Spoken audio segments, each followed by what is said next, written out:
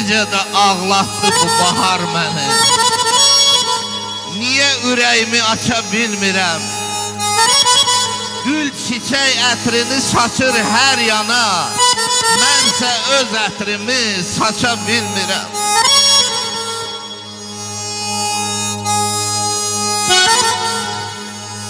Ruhumu oynatdı ilıq nəfəsi, qaynadı qanımda eşqin həvəsi, aləmi bürüyüb quşların səsi, nədən quşlar kimi uça bilmirəm.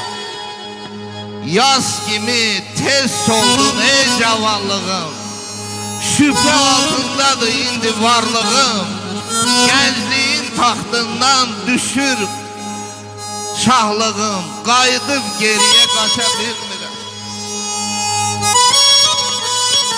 Saçlarım ağarıb, alnım qırışıb, dərd də qarışqa tək cana daraşıb, yalanla həqiqət elə qarışıb, halalı haramdan seçə bilmirəm.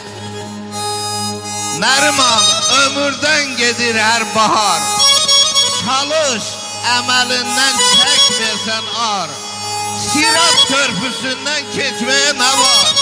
Özüm öz özümdən keçə bilmirəm.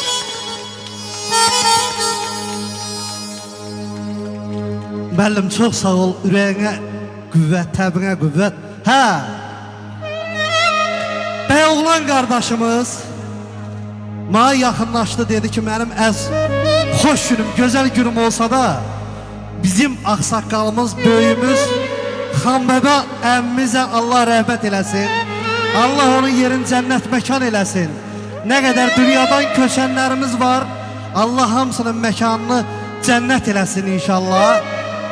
Dedi onun haqqında bir söz deyil, ruhuna da bir şiir iltifa elə.